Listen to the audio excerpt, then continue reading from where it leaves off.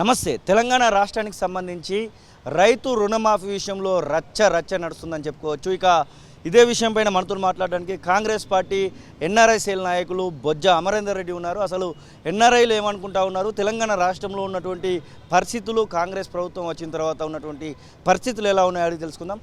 ప్రధానంగా ఎన్ఆర్ఐలు ఏమనుకుంటా ఉన్నారు, తెలంగాణ రాష్ట్రంలో కాంగ్రెస్ ప్రభుత్వం వచ్చిన తర్వాత మొదటి దఫాలో 50 లక్షల రూపాయలని, తర్వాత రెండో దఫాలో 1,50,000 మూడో దఫాలో 2 లక్షల రూపాయలు, మొత్తానికి 2 లక్షల లోపల రుణమాఫీని ఆగస్టు 15 లోపల మాత్రం చేయడం జరిగింది. కానీ ప్రతిపక్షాలు ఆరోపిస్తూ ఉన్నాయి, అందరికీ చేయలేదు, చాలామందికి పెండింగ్లో ఉన్నాయనేటువంటి మాట కనబడతా ఉంది. మీ విశ్లేషణలో ఏం తెలుస్తూ ఉంది? ఇప్పుడు టీఆర్ఎస్ చేసేటటువంటి ఆరోపణలలో సత్యాలు లేవు. ఎందుకంటే వాళ్ళకు ప్రజలలో ఇప్పుడు వస్తున్నటువంటి వ్యతిరేకత వల్ల వాళ్ళు ఏదో ఒకటి డైవర్షన్ చేయాలని అలాంటి మాటలు మాట్లాడుతున్నారు. ఎందుకంటే వాళ్ళు 6 సంవత్సరాలు ప్రభుత్వంలో ఉన్నప్పటికీ కూడా, గవర్నమెంట్లో ఉన్నప్పటికీ కూడా 6 సంవత్సరాల తర్వాత విడతలుగా అంటే వాళ్ళు కిస్తులుగా చేసారు. 25,000 ఒక్క కిస్తు, 25,000 ఒక్క కిస్తు, అట్లా 4 కిస్తులుగా ₹1,00,000 చేస్తే వాళ్ళు ఇచ్చిన ఎవ్రీ టైం వేసిన 25,000 ఆ ఇంట్రెస్ట్కే సరిపోయింది, అసలు అట్లే మిగిలింది. సో వాళ్ళు దానివల్ల అసలు తెలంగాణ రైతాంగం ఎంత ఇబ్బంది పడ్డదో తెలంగాణ రైతాంగానికి తెలుసు, తెలంగాణ ప్రజలకు తెలుసు, ఎన్ఆర్ఐలకు తెలుసు, చిన్నోడికి పెద్దోడు అందరికీ తెలుసు. ఈరోజు మనం 6 నెలలు వచ్చిన కాంగ్రెస్ ప్రభుత్వం వచ్చిన 6 నెలల లోపలే సో 2 లక్షల రూపాయల రుణమాఫీ చేయగలిగినాం, సక్సెస్ఫుల్గా చేయగలిగినాం. సరే, కొందరికి రాలేదని వారు ఏదో ఆరోపిస్తున్నారో ఆరోపణలలో వాస్తవం లేదు, మిస్గైడ్ చేస్తున్నారు, ప్రజలను రైతులను మిస్గైడ్ చేస్తున్నారు. ఎందుకంటే సరే, ఇప్పుడు ఎవరైతే రేషన్ కార్డులో 2 కుటుంబ సభ్యులు ఉన్నారో వాళ్ళని ఎట్లా డివైడ్ చేసి దాన్ని రుణమాఫీ చేయాలి, వాటిని ఎట్లా విభజించాలనే ఇంకా మనకు ఏవైతే గైడ్ లైన్స్ గవర్నమెంట్ నుంచి ఆఫీసర్స్కి అందినో వాళ్ళకి ఇంకా దాని మీద వర్క్ చేస్తారు. ఫుల్ ఫ్లెడ్జ్గా కంప్లీట్ కాలేదు అది.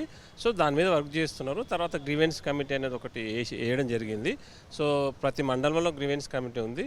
రైతులు పోయి వాళ్ళకి అప్లికేషన్ ఇచ్చుకుంటున్నారు, దాని మీద వర్క్ చేస్తున్నారు. ఖచ్చితంగా ప్రతి ఒక్క రైతుకు రుణమాఫీ జరిగి తీరుతుంది. కాంగ్రెస్ గతంలో కూడా 2014 ముందు కాంగ్రెస్ పార్టీ కూడా అప్పుడు కూడా పూర్తిగా రుణమాఫీ చేయగలిగింది, సక్సెస్ఫుల్గా చేయగలిగింది. ఇలా విడతలుగా కిస్తులుగా చేయలేదు కాంగ్రెస్ పార్టీ చరిత్రలో. అలాంటి లేదు. వీళ్ళలాగా కిస్తులు చేసేసి ఆ ఇంట్రెస్ట్కే సరిపోయేటువంటి డబ్బులు ఇచ్చేసి మేమేదో చేసినా గొప్పలు చెప్పుకొని ఇలాంటి అసత్యాలు మాట్లాడడం, తెలంగాణ ప్రజలను తప్పుపోవటం చాలా దురదృష్టకరం. టీఆర్ఎస్ నాయకులు ఎవరైతే కేటీఆర్ ఉన్నాడో, చదువుకొని అమెరికాలో ఉండి వచ్చిన వ్యక్తి, కంప్యూటర్ సిస్టంలో అప్పుడప్పుడు తప్పులు జరుగుతుంటాయి, కొన్ని క్రిటికల్ ఇష్యూస్ ఉంటాయి, వాటిని ఇష్యూస్ని రీజాల్వ్ చేయడానికి కొంచెం టైం పడుతుంది. ఎందుకంటే ఇది ఒక కుటుంబ సభ్యులకు సంబంధించినటువంటి విషయం. కుటుంబంలో ఇద్దరు రేషన్ కార్డులో ఉంటే ఓవర్కేసి వేయకపోతే కూడా అది పెద్ద సమస్యగా తయారవుతుంది. కాంగ్రెస్ పార్టీయే, మన ప్రభుత్వమే వారి మధ్యలో విభేదాలు సృష్టించినట్టయితుంది. కాబట్టి వాటిని రిజాల్వ్ చేయడానికి ఒక వ్యవస్థ ఉంది, గైడ్ లైన్స్ ఉన్నాయి. అవి ఖచ్చితంగా రిజాల్వ్ చేసి అందరికీ రుణమాఫీ అందజేసేటటువంటి ప్రయత్నంలో కాంగ్రెస్ పార్టీ ఉంది, కాంగ్రెస్ ప్రభుత్వం. మీరు ఎన్ఆర్ఐకి సంబంధించినటువంటి నాయకులుగా ఉన్నారు. ఇప్పటికే 2 పర్యాయాలు ఐటీ శాఖ మంత్రి శ్రీధర్ బాబు, అలాగే ఐటీ శాఖ కార్యదర్శి, ముఖ్యమంత్రి కూడా ఫారెన్ టూర్స్ అయితే పెట్టినటువంటి పరిస్థితి, ముఖ్యంగా పెట్టుబడులు తేవడమే లక్ష్యంగా. అసలు ఎలా అనిపిస్తూ ఉంది కొత్త ఐటీ మంత్రి శ్రీధర్ బాబు పనితనం కానివ్వండి, ముఖ్యమంత్రి పనితనం కానివ్వండి, అమెరికా అలాగే డల్లాస్ కొన్ని వేదికలుగా కొన్ని దేశాలు కూడా తిరుగుతున్నటువంటి సందర్భంలో వస్తున్నటువంటి పెట్టుబడులను చూస్తే ఏమనిపిస్తూ ఉంది? సో ఖచ్చితంగా మన తెలంగాణ రాష్ట్రానికి పెద్ద ఎత్తున పెట్టుబడులు రాబోతున్నాయి. ఎందుకంటే మొన్న ముఖ్యమంత్రి గారు, మన గౌరవనీయుల ముఖ్యమంత్రి రేవంత్ రెడ్డి గారు మరియు శ్రీధర్ బాబు గారు ఏదైతే అమెరికా మీరు ఇతర దేశాల పర్యటన చేసారో వివిధ కంపెనీ ప్రతినిధులను కలవడం జరిగింది, కంపెనీస్తో అగ్రిమెంట్లు చేసుకోవడం జరిగింది. ఖచ్చితంగా ఆ కంపెనీలన్నీ తెలంగాణకు రాబోతున్నాయి. మొన్ననే కాగ్నిజెంట్ అనే సంస్థతోటి వాళ్ళు ఏదైతే ఎక్స్టెన్షన్లో భాగంగా, అంటే ఇప్పుడు కాగ్నిజెంట్ ఉంది హైదరాబాద్లో, కానీ వాళ్ళు they want to extend another branch, కొన్ని బ్రాంచ్లు ఓపెన్ చేసి వాటికి కొంత ఎంప్లాయ్మెంట్ కలిగించి కొత్త ప్రాజెక్టులు తీసుకొచ్చి వర్క్ చేయాలనుకున్నారు. వాటికి వాళ్ళు కర్ణాటకను చెన్నైను తీసుకుపోవాలనే ఆలోచనలు ఉండే కాగ్నిజెంట్. దానికి మన ముఖ్యమంత్రి రేవంత్ రెడ్డి గారు, శ్రీధర్ బాబు గారు ఏదైతే కాగ్నిజెంట్ ప్రతినిధులతో వాళ్ళు చర్చలు జరిపారో వాళ్ళని కన్విన్స్ చేయగలిగారు, చర్చలు జరపగలిగారు. ఇక్కడ మన కాగ్నిజెంట్ కంపెనీని మళ్ళీ విస్తరించగలిగారు. వాళ్ళు న్యూ క్యాంపస్కు ఇనాగరేషన్ మన ముఖ్యమంత్రి రేవంత్ రెడ్డి గారి చేతుల మీదనే మళ్ళీ ఇనాగరేషన్ చేయడం జరిగింది. సో దానివల్ల ఖచ్చితంగా మనకు 30,000 పైన ఈ తెలంగాణ రాష్ట్రంలో ఇదే హైదరాబాదులో కొత్త ఉద్యోగాలు రాబోతున్నాయి.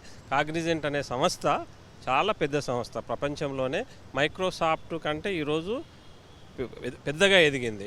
మైక్రోసాఫ్ట్ అనేది ఓన్లీ వాళ్ళ ప్రాజెక్ట్స్ వాళ్ళ ప్రొడక్ట్స్ని అమ్ముకుంటున్నారు, కొన్ని సర్వీసెస్ ఉన్నాయి వాళ్ళే. కానీ కాగ్నిజెంట్ అనేటువంటి ఒక సంస్థ ఏంటంటే అమెరికాలో తర్వాత యూరోప్ కంట్రీస్లో ఏంటంటే కంపెనీస్ ఏవైతున్నాయో వాటిని ప్రాజెక్ట్స్ తీసుకొని ఇమ్మీడియట్గా ఆ కంపెనీస్ నుంచి వాళ్ళు ఏదైతే ఫండింగ్ కానీ డబ్బు కానీ తీసుకోకుండా ఫస్ట్ వాళ్ళు ప్రాజెక్ట్ కంప్లీట్ చేసి మంత్లీ ఇన్స్టాల్మెంట్స్ ప్రకారంగా వాళ్ళు ఫైనాన్స్ చేసి అమౌంట్ బ్యాక్ తీసుకుంటారు. ఆ విధంగా హెల్త్ కేర్ రంగంలో కానీ ఫైనాన్షియల్ రంగంలో కానీ అమెరికా మరియు యూరోప్ కంట్రీస్లలో బాగా పెద్ద మొత్తంలో విస్తరించింది. ఈరోజు రెవెన్యూ పరంగా కానీ ఎంప్లాయ్మెంట్ ఇవ్వడంలో కానీ ఈ కాగ్నిజెంట్ అనే సంస్థ సక్సెస్ఫుల్గా ముందుకెళ్తుంది, అన్నిటికంటే ముందు స్థానంలో ఉంది. ఎన్ఆర్ఐ పాత్ర ఎట్లా చూడొచ్చు అంటారు? తెలంగాణ రాష్ట్రంలో కాంగ్రెస్ ప్రభుత్వం వచ్చింది, ఎన్ఆర్ఐలు వేలాది మంది ఇతర దేశాలలో కనబడతా ఉన్నారు, ఎన్ఆర్ఐలుగా విభజించబడి ఉన్నటువంటి సందర్భం కనబడతా ఉంది. వారి నుంచి ఎలాంటి ఎక్స్పెక్టేషన్ కనబడతా ఉంది? రేవంత్ రెడ్డి అలాగే ఐటీ మినిస్టర్గా ఉన్నటువంటి శ్రీధర్ బాబు మిమ్మల్ని ఏమైనా కోరారా ఇప్పటివరకు?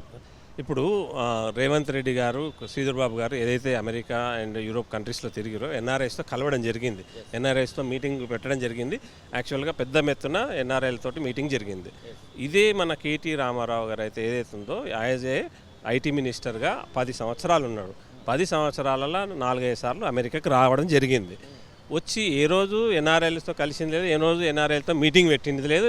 ఎన్ఆర్ఐలను ఎప్పటికప్పుడు దూరం పెడుతూ కంపెనీ ప్రతినిధులను కలుస్తున్నాం అన్నటువంటి ఒక సాకుతో మ్యూచువల్ ఫండ్స్ కంపెనీస్తో ఎక్కువగా వాళ్ళతో మీటింగులు పెట్టి వాళ్ళతో కలిసి మ్యూచువల్ ఫండ్స్లో ఇన్వెస్ట్మెంట్లు పెట్టడం జరిగింది.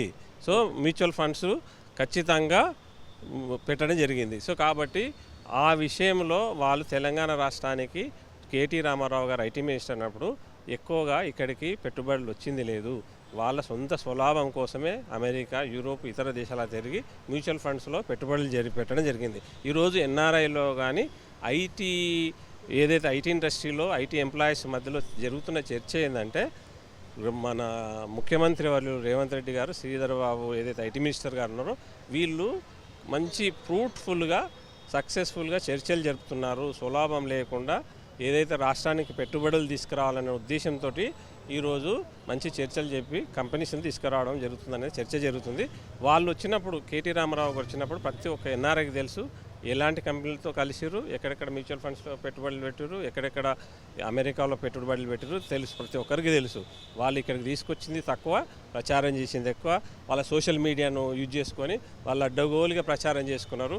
దాంట్లో వచ్చింది 10%, 5% కూడా లేదు. సో ఏదేదో కేటీ రామారావు గారు తెచ్చింది ఏం కాదు, ఆ కాయంలో ఏదైనా 1-2 కంపెనీ వస్తాయి. బికాజ్ హైదరాబాద్ అనేటువంటి ఏదైతే ప్రాంతం ఉందో, తెలంగాణ అనేటువంటి రాష్ట్రం ఉందో, ఇక్కడ వాతావరణం చాలా అనుకూలంగా ఉంటుంది, చాలా మైల్డ్గా ఉంటుంది. తర్వాత ఇక్కడ కావాల్సినటువంటి టెక్నికల్ సదుపాయాలు ఉన్నాయి. రెండవది ఏంటంటే కావాల్సినటువంటి educated and technical skilled workers and educated people ఉన్నారు. సో వాటి వల్ల ఇక్కడ కంపెనీస్ వచ్చాయి. అప్పుడు ఆయన గొప్పతనం ఏం కాదు, వీళ్ళు ప్రగల్భాలు పలుకుతున్నాడు. మన కేటీఆర్ నేను అది తెచ్చిన రేవంత్ రెడ్డి పోయి ఆడ ఫోటోలు దిగిండి, ఈడ ఫోటోలు దిగిండి. రేవంత్ రెడ్డి ఫోటోలు దిగలేదు. ఖచ్చితంగా ప్రతి కంపెనీ ప్రతినిధులతో కలిసిన వీడియోలు ఫుటేజ్ ఉంది, చక్కగా చూడండి, ఫొటోస్ ఉన్నాయి. మీరు మ్యూచువల్ ఫండ్స్ ప్రతినిధులతో కలిసి మీరు ఇన్వెస్ట్మెంట్ పెట్టినటువంటి ఫోటోలు కూడా ఉన్నాయి, అది కూడా చూద్దాం. అండ్ ఇప్పుడు పిసిసి ప్రెసిడెంట్ ఏదైతే ఇప్పుడు రేపు మన కాంగ్రెస్ పార్టీ నిర్ణయించబోతుందో, సో మంచి ఎడ్యుకేటెడ్ ఒక మనకు అన్ని విధాలుగా అందరికీ సమర్థుడైన నాయకుడిని పెట్టాలని కోరుతున్నాం. ఒక ఎన్ఆర్ఐగా ఉన్నటువంటి మదియాష్కిని పెట్టిన ఎన్ఆర్ఐలు అందరూ మేము సమర్థిస్తాం. లేదు అధిష్టానం ఇంకోరి పేర్లు ప్రతిపాదించినా మేము ఖచ్చితంగా అందరం అగ్రీ చేస్తాం. Thank you. అసలైన తొలి వెలుగు. ఫాలో వాట్సాప్ @తొలి వెలుగు official.